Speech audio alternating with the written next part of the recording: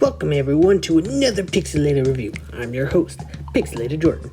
So here we are back with another series review. Yep, and this one's a little bit shorter. It's about 5 books, about Gregor the Overlander size, and that's pretty good here because these are very, very good books. I know I just spoiled the rating, but you know what? I really gotta say I really enjoyed this. Just like, kind of what I was going with before with Renegade Star, and yeah, it was so much fun. I remember seeing this cover back in elementary school and all that stuff. I remember just seeing that cover, like, oh, that looks pretty cool. I like the green. I don't know who the lady is, but I like the green. And that was it. That's really what I said. I just like the green. But I never read it, and I'm kind of disappointed I never checked it out because this is a good series that I think any kid would probably enjoy. So, I guess with that being said, without further ado, let's start this review. Book 1, Fablehaven. Fablehaven, the one that starts it all, that starts off this journey. We have Kendra and Seth and the grandparents, or grandpa, then grandparents later. Anyways, it explains later. Point is, this is the start of the beginning. Now when it comes to the rest of the book, you can tell maybe this was Brandon Mall's first outing in the book industry, but because it got a little boring more or less in the beginning. The beginning of this book is really slow. It's such a slow burn to get into anywhere interesting, which is not a good thing to do in a book, but once thing kicks off, you kind of just forget what happens. And I gotta say, Seth is the main guy here. I'm just saying, he's not the main character. I think Kendra is definitely the main character, but Seth's my man. He's the one. He's the kid that start off this adventure. So I gotta love Seth. And Seth just grows over time in these series too, and I love it. So, but other than that though, I think Fablehaven is such a good first book, I think. And Lily right here, right? Her name was Lily. This grandma right here. This is just a fantastic cover when you read the book, and it has a lot more meaning when you look at it. And it's so cool to look back at it and go like, man, I should have read this book long ago. And I'm disappointed I never did, because this was a good adventure right here. Even though, like I said, beginning so slow. I remember just going along with the story, and I just kind of got bored. And I told my buddy of mine who recommended this book to me, I'm like, nothing's happening, dude. We're just kind of on the land and nothing's going on. He's like, trust me, just wait. It's going to get better. And I'm glad I waited. It really did get better, and I'm glad that I stuck around because it was definitely worth it. And especially in the end, because this cover is one of my favorite covers for book covers in general because of the meaning and how it looks and just everything in general. And it's also green. Did I mention green's my favorite color? I don't know if I did yet, but it's my favorite color. So brownie points for that. But yeah, no, this was a really good book, and yeah, if you're okay with slow burners at the beginning, I think you're going to be very satisfied with this book. So that is why I will give this rating, Fablehaven, a rating of I recommend it. Book 2, Rise of the Evening Star. Let me ask you something. Do you like conspiracy theories? Well, guess what? Fablehaven is all that conspiracy theories, plus fantasy stuff. But a lot of conspiracy theories. The Evening Star is the conspiracy theory. Think of it like the Illuminati of the fantasy world or something like that, I guess you could say. But this one kind of just expands the world a bit and kind of just goes on and saying of these other Fablehaven things. And they're just, generally it's very intense because you're trying to figure out who's the traitor, who's ratting us out. And it's actually something you don't really expect, at least I didn't expect at the beginning. But it ended up going up really good, really cool. It's a lot of fun, especially in this one with how the Evening Star operates. It's just underneath, basically everyone knows, and it's kind of intense, honestly. And with this frog right here, yeah, this frog plays a role, of course, which has, at least Brandon Mall seems like he likes having meaning to his cover, which is awesome. Brandon points again.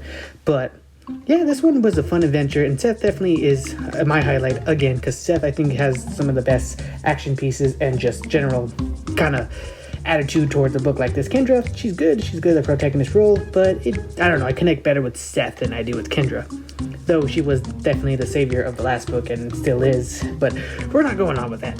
Point is though, this book is still a lot of fun, though it's a little less memorable for me personally. I definitely like the first one a little bit more, even though it was very boring at the beginning. This one starts off, boom, right away with the Evening Star.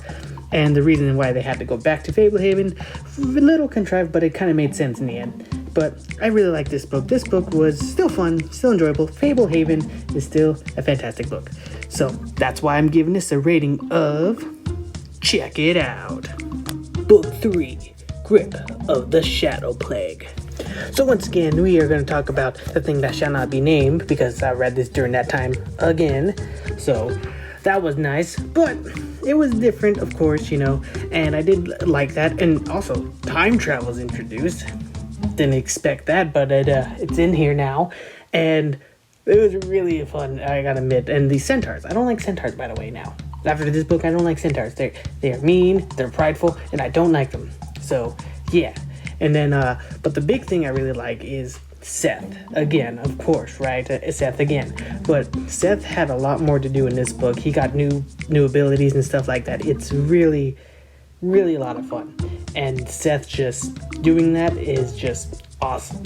He ended up playing a way bigger role than he did before, and it just was cool. And I love how like the power scaling kind of goes in this, where the events of the past affect the present, which is actually really good for it. So like for Seth and Kendra, how their powers kind of differentiate from each other, one's light, one's dark.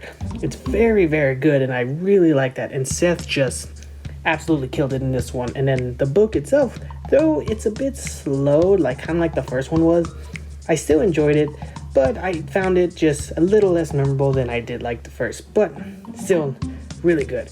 Like I said, centaurs, don't like. Time travel, didn't expect that, but it was pretty clear actually. It wasn't too confusing actually, so I actually really enjoyed it. And Seth, well, Seth kept on being Seth, so I can't really argue about that, and I really enjoyed it. So with that being said, I'll give this a rating of, check it out, Book 4, Secrets of the Dragon Sanctuary. I absolutely love this book. This is the best one that I read. Like, hands down. The dragon stuff is awesome. There's so much dragon. If you love dragons, this is going to be the book for you. I guarantee it. And the Evening Stars mystery with, that's always the thing. It's always fun. But when we get to the Dragon Sanctuary, it's a whole different ballpark. Because we've been to other sanctuaries before, the second book, third one, and this one it's just so much different. It's something else. Like when you go to the second one, you kind of go to a similar sanctuary that was Fablehaven. The third one was mainly just Fablehaven, like just kind of like the first one, but this Dragon Sanctuary is a completely different beast, and it was a good book. And then the twist, man, I can never forget about it. But I'll tell you a little fun story about it.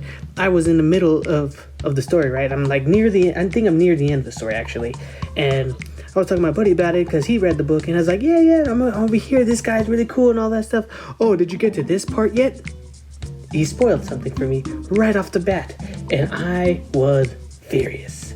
I was yelling at him. I was like, I can't believe you told me about that. And he's like, I'm sorry. So it was funny, but I was very mad because when it did happen, I was like, that sucks. I couldn't believe it. But overall, the book itself was just full of just fantastic, fight scenes, and the dragons themselves were just something that just felt different enough and just dangerous. The sanctuary was fantastic, and the story, the stakes that was involved was even crazier. So yeah, I really enjoyed this one. This one was one of the best. So that is why I'm giving it a rating of, I recommend it. Book 5, Keys to the Demon Prison. So we've been working our way up to this moment here, to the Keys of the Demon Prison. And boy, is it something else. Just a straight up just demon fight and fairy tale fight, and just when it gets there. And it's really good. Like, I really enjoyed this one. And I love the cover. Cover is awesome. And I just love the fact that this is the end of the original series. And it really does just kind of close it off and say, all right, this is it. Hope you enjoyed. And I really did like that. And this was something that was building up, and it was a good build up, and it had a good climactic time at the end, and what happened in the middles were just the middle parts, and you always have those kind of little middle parts.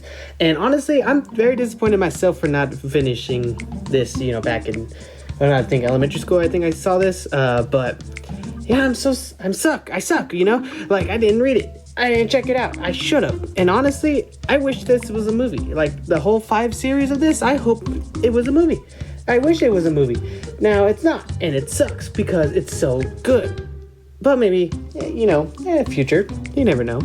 But this was a great book for a conclusion, at least, Oh yeah, unicorns exist and they turn into people. Yeah, so that's a thing. Anyways, this book is just fantastic. I really loved it. And the ending was great. Though it's not my favorite, but it is one of the best ones that came out of this series. And the way it concluded feels nice. It feels like there can be more, but the fact that there is a sequel series, which I will get later on when I feel like it, but yeah, this is not bad at all. So that is why I'm giving this a rating of I recommend it. Overall, this is a fantastic series in a fantasy place. Urban fantasy, I guess you would call it.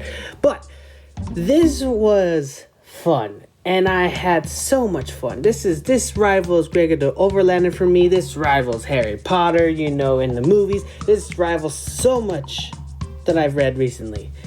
And it's really good. I enjoyed this book so much. And I'm very disappointed in myself for never checking this out, as I kind of just stated in the other one. But I'm very disappointed I never saw this. I never read this. Don't know why. And now I'm sitting here, man, I wish I did. I would have had nostalgia for this. But, oh well, better late than never, what they say, right? But, yeah, this is a great series. I enjoyed this series so much. And the fact there is a sequel series, that's even better. So, yeah, this is a great series. If you are looking for a new series to just read for fun, or maybe you have a kid and maybe you want them to check out a book, I highly recommend this book. Series, as a series, yeah. But, yeah. And I don't think I need to say anything else, but yeah, this I think my expression here kind of explains it itself, which is why I'm giving Fablehaven a I recommend it. Thanks for watching. I want to thank you guys all again for watching. If you feel like watching any other videos I have plenty more on my playlist here, and I have a bunch of other videos. But yeah, if you want to subscribe, leave a like, comment if you feel like it. That sounds great to me. And other than that, I hope you guys have a great day.